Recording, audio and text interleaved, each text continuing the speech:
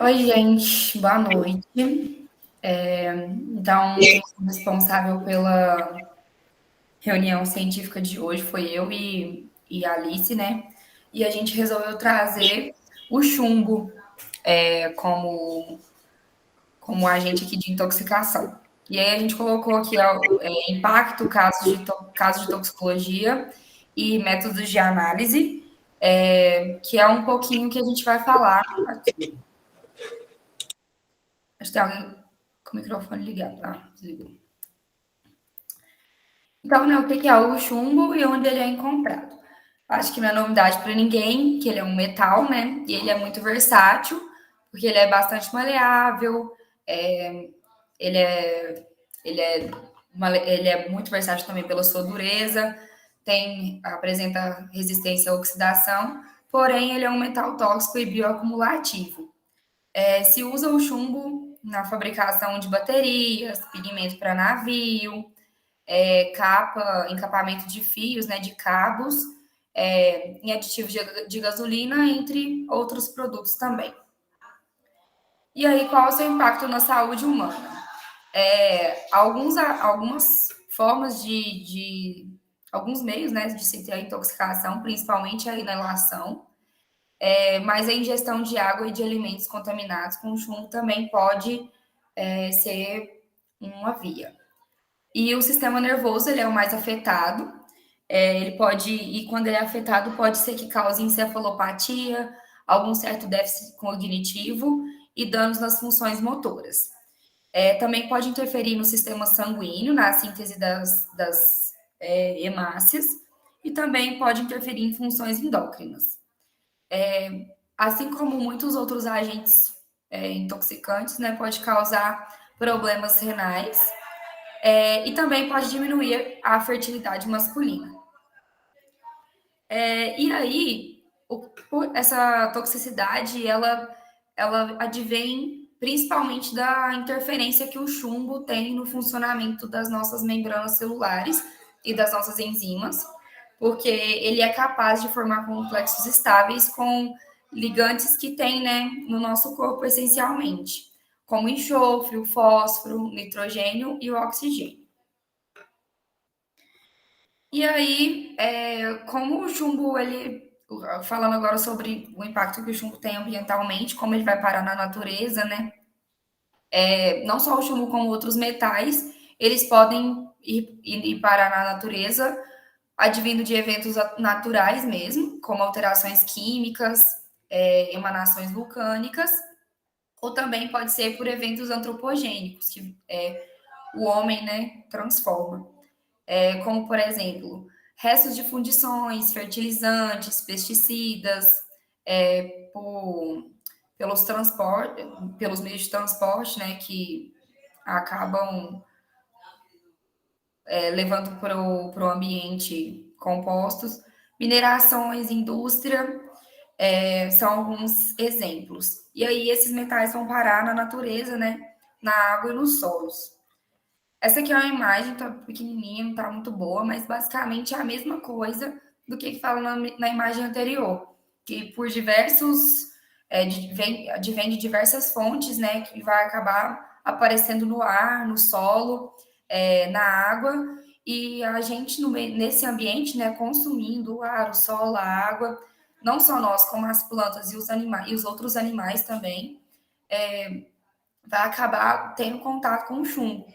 E além, né, de a gente mesmo ter contato com o ambiente, a gente também consome as plantas e os animais na nossa alimentação e também pode acarretar, também é uma via, né, de contato com o chumbo. E aí a gente trouxe, então, um caso que aconteceu, um relato de caso que aconteceu lá em Flint, que é no estado de Michigan, nos Estados Unidos, que é falando, como é que é? Analisando os níveis de chumbo na água de Flint durante a crise da água de Flint. E aí é um caso que eles contam, vou falar um pouquinho assim, é bem de forma geral mesmo. Lá eles trazem, né, como introdução do caso, do artigo, que mudanças no tratamento da água podem afetar a composição da água em relação aos canos de chumbo e componentes de encanamento que tenham chumbo. Pelo que eu entendi, lá nos Estados Unidos, alguns tipos de encanamento, eles contêm chumbo na sua composição e dependendo do que se adiciona ali na água, no tratamento de água, né, pode colaborar para o chumbo ir para a água, né, contaminar a água. E aí aconteceu alguns casos em Washington entre 2001 e 2004, onde altos níveis de chumbo foram para a água, né? E isso foi desencadeado por uma mudança de produtos químicos lá no tratamento. Mudou o cloro livre para cloramina, para cumprir com alguns novos regulamentos que na época foram aprovados. E isso acabou elevando os níveis de chumbo, né? Na água, e isso foi relacionado ao aumento de níveis de chumbo no sangue de centenas de crianças, e esse chumbo também foi associado ao aumento de incidência de eventos adversos na gravidez.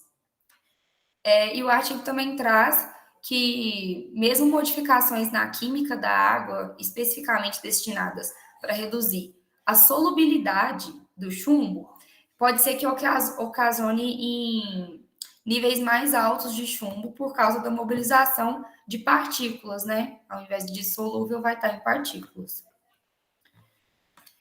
E aí, quando aconteceu esses casos lá em Washington, depois disso, né, a Agência de Proteção Ambiental dos Estados Unidos, o ZEPA, ela exige que as concessionárias de água monitorem os níveis em todos os sistemas das torneiras todos os sistemas, né, de tratamento do que sai para ver os níveis que saem das torneiras dos residentes. E era necessário também implementar um tratamento de controle de corrosão otimizado. E aí, isso eles fizeram, né? Fizeram exigiram isso, né? Para poder reduzir a solubilidade do chumbo por meio do ajuste de pH e promover a formação de incrustações de corrosão insolúveis nas paredes dos tubos por meio de inibidores de corrosão. E aí eles falam também lá que a maior parte do chumbo na água é atribuída à mobilização do chumbo particulado ao invés do chumbo solúvel. Achei interessante isso. E aí, falando do caso especificamente que aconteceu em Flint, né? A cidade de Flint, ela comprava a água dela, né? O sistema de tratamento deles tinha controle de corrosão otimizado, que é preconizado pela USEPA. Eles compravam do Departamento de Água e Esgoto de Detroit, e isso foi feito por 45 anos. Não falam o motivo, mas eles pararam de comprar água lá desse departamento e começaram a distribuir a água do Flint River, do rio Flint, né? E essa água lá, e a água era assim tratada, porém, lá era um tratamento que não tinha controle de corrosão otimizado e nem inibidores de corrosão. E aí a ausência desse controle, associada à maior massa de sulfato, aumentaram drasticamente a corrosão do chumbo e do ferro dos encanamentos lá em Flint. E aí, os resultados do teste da regra de chumbo e cobre, que era o teste feito, né, nas torneiras dos residentes, que era preconizado pela USEPA, na casa, especificamente, eles falaram lá na casa do residente zero, que seria a primeira pessoa que foi pega para esse teste, né, indicou um aumento progressivo de níveis de chumbo entre fevereiro e maio de 2015.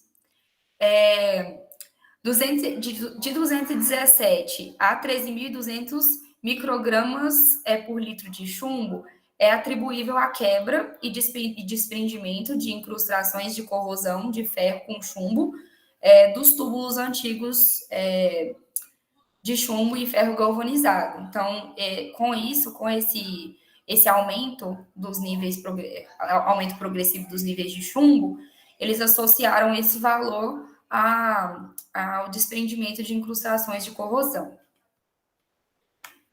E aí, em outubro de 2015, que foi 17 meses depois da mudança da água para o rio Flint, o Flint, a cidade de Flint foi reconectada à fonte de água anterior, né, a do Departamento de Água e Esgoto de Detroit. Em dezembro de 2015, foi padronizado 2,5 até 2,7 miligramas por litro de inibidor de corrosão, além do que se já utilizava, que era 1,2 miligramas por litro. Lá no departamento de Detroit, para a cidade de Flint, ou seja, a água de Flint estava sendo tratada com um pouco mais desse inibidor de corrosão para poder assegurar. Né? E em maio de 2016, os residentes eles foram incentivados a participar de um regime de descarga de alto fluxo, ou seja, abrir as torneiras, enfim, gastar água para ajudar a limpar os sedimentos e incrustações de chumbo que estavam instáveis, né, na rede de encanamento e acelerar a recuperação do controle eficaz da corrosão. Então, assim, a gente quis trazer esse caso, não de maneira muito técnica, foi mais para uma curiosidade mesmo, uma coisa que eu nem sabia. A Alice, que deu ideia desse artigo, que ela, não sei se ela viu em alguma aula, ela fez algum trabalho sobre ele, mas assim, a gente achou interessante trazer porque às vezes uma coisa que a gente não tem tanto contato assim, né? Tratamento de água, de água que a gente não sabia, eu pelo menos não sabia, né? Que existiam canos que tinham essa composição de chumbo e que o tratamento de água ia influenciar nisso. E isso impacta diretamente na nossa saúde, né? Tá em contato com um agente tóxico. E agora eu vou passar para a Alice, ela vai falar um pouquinho sobre a análise do chumbo, né? Pode ir, Alice. Boa noite, gente. Então, eu vou falar um pouquinho da técnica de análise que eles utilizaram e outras que poderiam ser utilizadas também.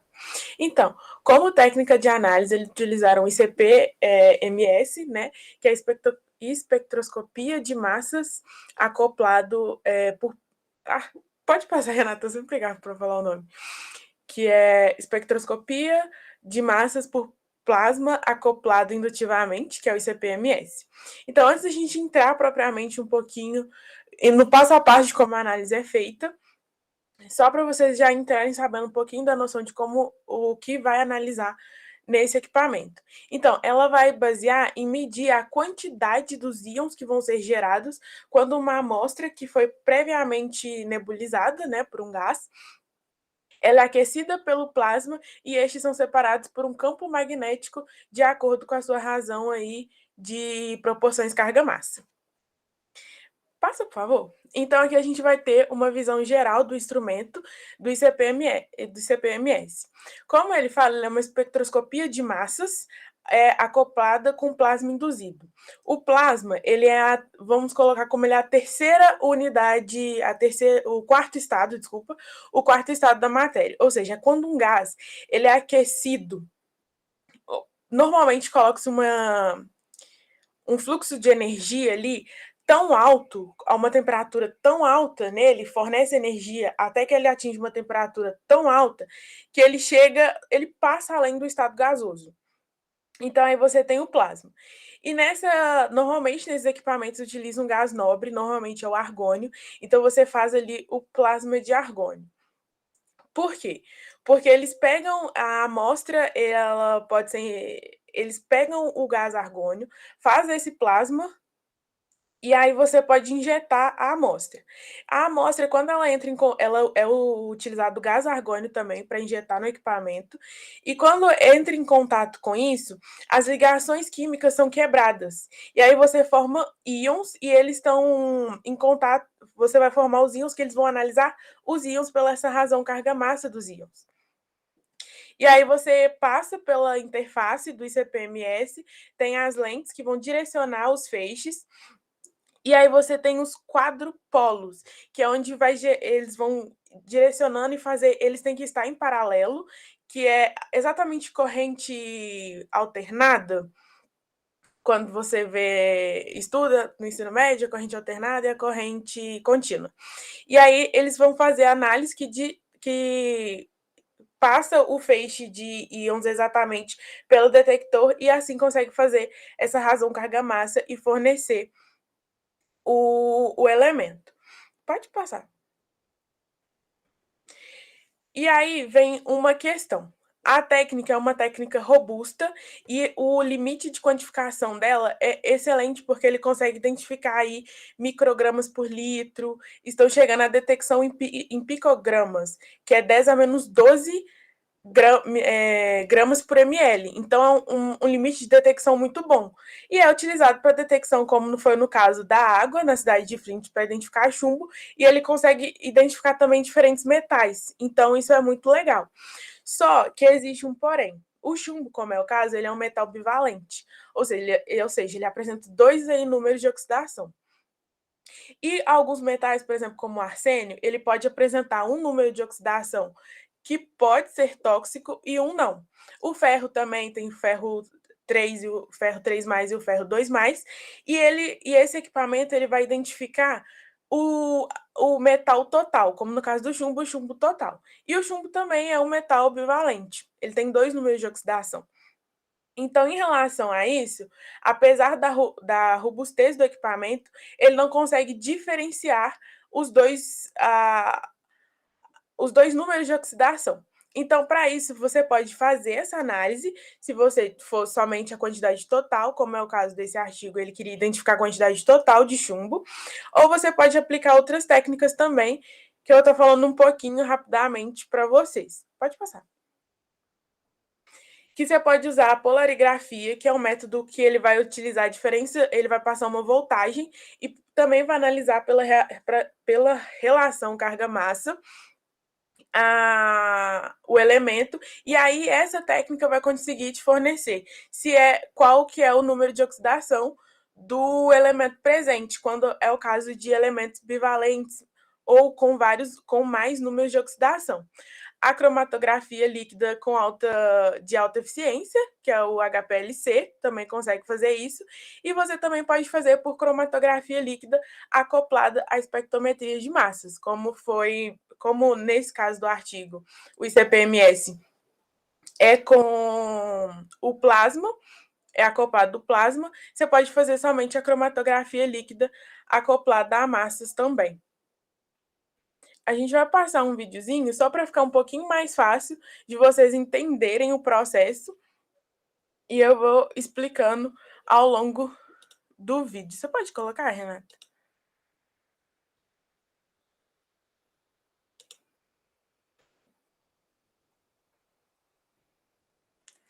Aí você vai ter um gerador de alta frequência que ele vai ser exatamente para criar esse campo magnético alternado que eu falei dentro da bobina e gerar o plasma, no caso de argônio, que é um gás que ele vai ser aquecido a uma temperatura bem alta, aí cerca de 6.800 a 10.000 kelvins. A bobina de plasma que vai fazer esse processo.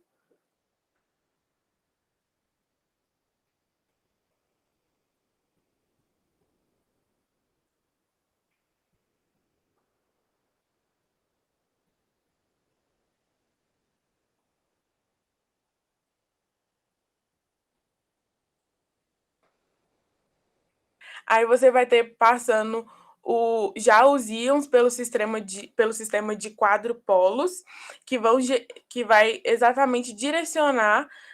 Aí eles estão fazendo agitação e que direciona esse feixe de íons para o leitor, para fazer a detecção.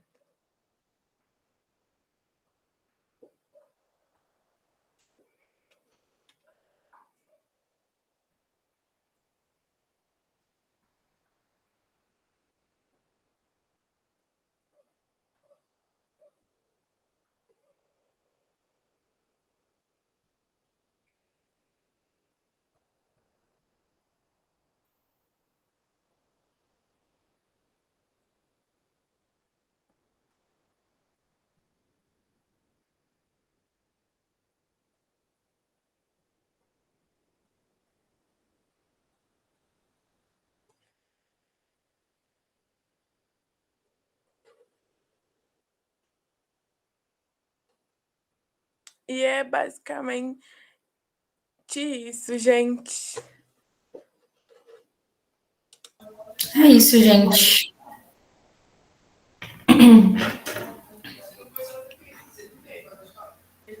Alguém quer comentar alguma coisa? Alguém quer fazer algum comentário antes de mim? É. Bom, então deixa eu começar, né? Parabéns, meninas. Eu achei que a apresentação ficou bem completa, né? Vocês já pegaram um artigo e conseguiram já tirar a partir dele a questão da análise, da, da, da contaminação ambiental. Então, ele ficou mais direcionado, né? Isso torna a apresentação mais fluida. E aí eu vou fazer alguns comentários. O primeiro deles é sobre uma fala da Renata, que ela falou assim: eu não sabia que tinha chumbo na tubulação, que isso podia acontecer. E aí é uma curiosidade, hoje, quando você vai construir uma cidade, as prefeituras vão montar encanamento, isso é proibido. Aqui em Ouro Preto é uma cidade que é muito comum a gente ter ainda tubulação de cobre no centro histórico.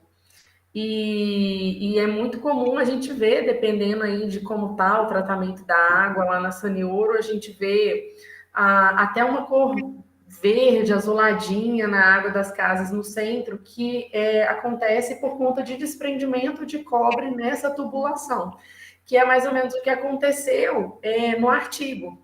Nos Estados Unidos era muito comum a tubulação de chumbo, de cobre, a gente também vê tubos com zinco, com níquel, vários metais, dependendo aí do lugar, e eles foram sendo proibidos conforme essas técnicas analíticas e a questão dos ensaios de toxicidade foram evoluindo para a gente perceber que uma vez que isso sai na torneira, a gente usa essa água para beber, para preparar alimento, que as pessoas estavam acumulando por conta da exposição crônica mesmo abaixo os níveis desses metais no organismo. Aí eu até dei um Google rapidinho aqui em relação ao chumbo. Eu vi que lá nos Estados Unidos está proibido usar essa tubulação desde 1986, por conta justamente desses níveis de intoxicação da população. Mas, apesar de ser proibido colocar novas tubulações com esses metais, eles não obrigam aquilo que já está construído de ser trocado ou substituído, né? Então, a gente realmente vê esses casos de intoxicação quando a gente tem mudanças muito drásticas. E é muito comum isso acontecer, não só nos Estados Unidos, aqui no Brasil, aqui no Preto é tranquilo de ver isso nas caixas d'água lá no centro, dependendo da época. Principalmente, eu tinha um colega que morava numa casa com banheira lá no centro, e a banheira é clarinha, e dependendo da época, ele falou que quando enchia, ele via certinho a água mais azulzinha, por conta do desprendimento de cobre da tubulação. E isso é muito comum, principalmente quando a gente varia o pH da água. Então, algumas variações ali daquela faixa normal já são passíveis, né, de provocar esse desprendimento. Isso acontece não só para a tubulação, assim, no caso da terra aqui em Ouro Preto, né, do sol ser rico em arsênio. Se você modifica o pH da água num rio por conta de despejar um rejeito num riacho, num lago, você favorece isso sair do sedimento, do solo que está ali irrigado para aquele leito d'água e, consequentemente, aumentar os níveis desses metais. Né? Então, é um assunto que vocês mostraram pontual por conta do artigo, mas que é um problema muito sério para várias questões ambientais. Assim. Então, achei bem bacana a escolha, porque o artigo foi pontual, mas é um tema muito relevante ambientalmente, esse desprendimento, né, de metais, como vocês colocaram aí, de substâncias orgânicas também, mas de metais principalmente. E aí sim a gente tem que fazer o controle desses metais, e aí eu fiquei com uma curiosidade. Vocês chegaram a ver quais os inibidores de corrosão eles usam na água? Karen, eu posso olhar aqui no Porque a artigo. minha curiosidade foi, vocês mostraram aí no slide que é uma concentração bem alta, né? 2 miligramas, 2,5 miligramas por litro. E até que ponto esse inibidor que vai para a água no lugar do chumbo também não tem uma toxicidade nessa concentração absurdamente alta? Né? Deixa eu ver se eu acho aqui. Eu fiquei só com essa curiosidade de saber qual é o inibidor de corrosão que vai na torneira no lugar do chumbo.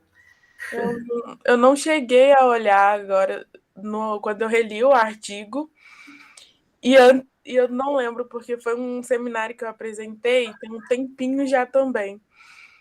Mas eu também achei uma concentração muito... Com certeza ele deve ser bem menos tóxico, É. porque é uma concentração muito alta, né? Mas eu só fiquei com... É só uma curiosidade, depois vocês podem responder até lá no grupo do Mas WhatsApp. o que eu lembro, no final do artigo, isso foi simplesmente por uma troca de local de abastecimento de água.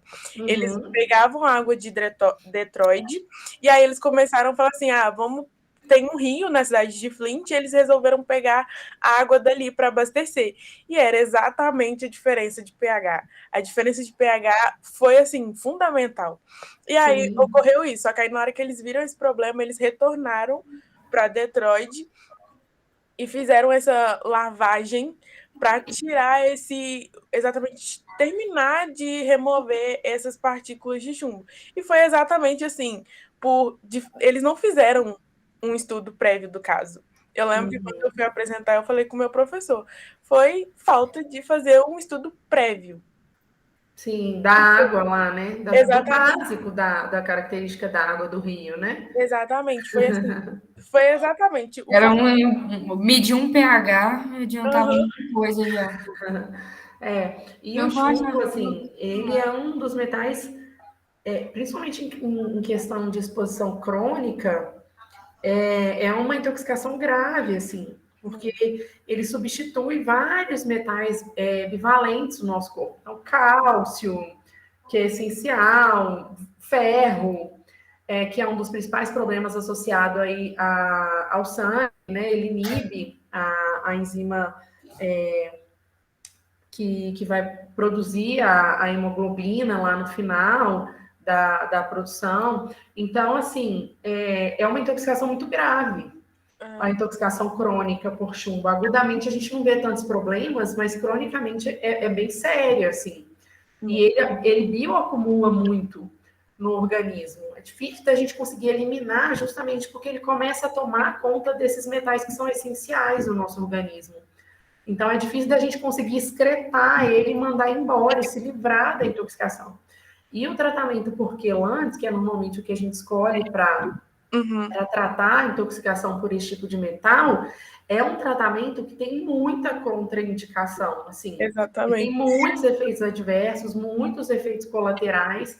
Então, também tem que ser pesado até onde vale a pena tratar ou não a intoxicação. Então, é um negócio realmente complicado em termos até de tratamento mesmo, né? Não só da intoxicação, mas o tratamento é muito complexo também. Né? Então, eram essas as minhas colocações. Parabéns, meninas. Se alguém mais tiver alguma colocação, pode ficar à vontade. Karen, eu vou olhar aqui direitinho no artigo e depois eu falo para você qual que era, tá?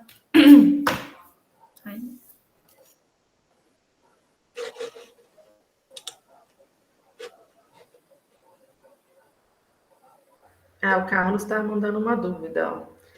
Como o chumbo pode interferir no período gestacional? Como que é a questão da malformação? As crianças apresentavam má formação no cérebro. Algumas até a cefalia. Elas não desenvolviam o cérebro delas. Muitas crianças apresentaram isso. Agora, tipo, por qual mecanismo? Assim, geralmente, como ele é um metal que ele substitui, né, esses metais essenciais, ele atravessa também a barreira placentária, assim como esses metais também, que são essenciais para a formação de todo o nosso organismo, né? Então, ele vai ser absorvido junto com esses metais. E aí, a interferência nessas mesmas biomoléculas que vão acontecer num adulto, da formação da hemoglobina, do bioacúmulo no sistema nervoso central, da substituição do cálcio, tudo isso vai acontecer também no organismo que está em formação. Só que no caso de um adulto, a gente já tem o nosso sistema nervoso central formado. Então, a intoxicação vem em decorrência de você interferir no bom funcionamento desse sistema que já está ok. No caso de um sistema, de um organismo ainda em formação, aí você modifica até o processo de construção daquele órgão, nesse caso, o sistema nervoso. Porque você não vai ter o funcionamento normal das enzimas e das biomoléculas que dependem desses metais aí como cofatores. Então, você tá gerando um órgão, não é do zero, né? Mas você está gerando um órgão. Se você modifica o funcionamento enzimático de tudo aquilo que você precisa para ir construindo as células, colocando aquilo para funcionar, você efetivamente não vai ter um órgão funcional. Ou, dependendo do caso, se for muito drástico, nem vai ter o órgão sendo formado, né?